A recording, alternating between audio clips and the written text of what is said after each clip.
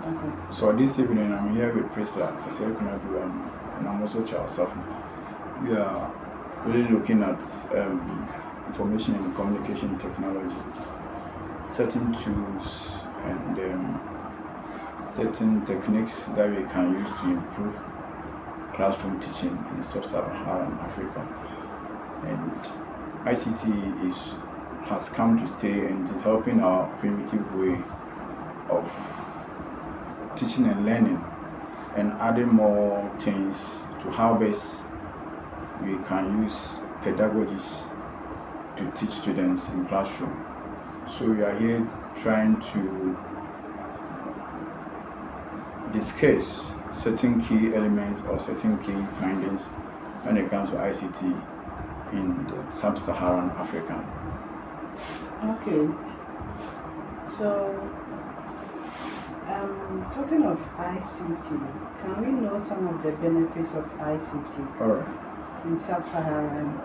All right. So ICT is really helping classroom management, and it's also helping students as a whole to see how best they can improve their skills, their way of thinking, and how they can come out with technological ways of solving problems in the African continent.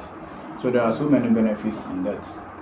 So the first thing that I can say is that it improves the concentration of students, and then also their comprehension level in terms of the content when you are in class.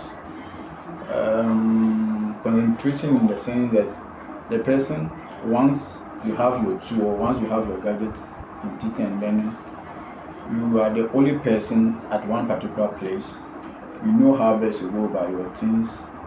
At that time, you have the free time, you have the free space, you have enough materials available that will help you do your research and other findings. And by so doing, it will help the student to excel, to help them academically to improve their learning.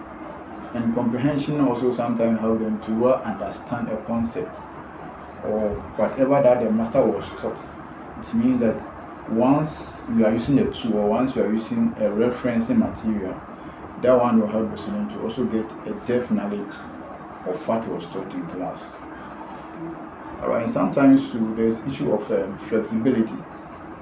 In the case where a master is in class, you have that free will to use a diverse tools to teach. In the case where you use a pedagogy where a student is not at all clear with the content, you can go and use another strategy or another pedagogy to teach the students. In so doing, classroom management becomes so easy for students, and they are able to get concept easy, or they will understand particular concepts. And sometimes it encourages them to critically think. When you talk of critical thinking, we are talking of the ability to grab a concept and then also come out with a requisite answers to that concept once we are using an ICT tool, because the student has that free space, do more research, think about what was taught, can go a long way to help the student understand that particular concept. Is there any question that you want to ask at this point?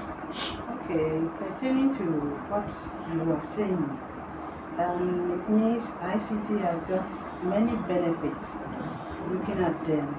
But so far, are there any challenges?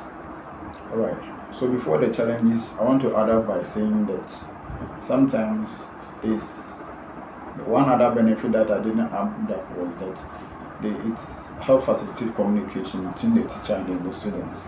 Okay. Once there are other ICT tools, there are other ICT software that help to enhance effective communication between the teacher and the students. A teacher can give an assignment or can give a problem to a student to solve, but because there's a free flow of information, a day or two, the student can go back and access that content and solve that problem. So there's that easy way of communicating between the teacher and that of the student, even when the student is not available. There's easy flow of information to help them go a long way to solve a problem. And it add up to the issue of the e-learning in terms of ICT, e-learning or online education or online learning. E-learning is electronic learning where we can actually make available software or tools or master cards. There are so many master cards that teachers use online so that it will facilitate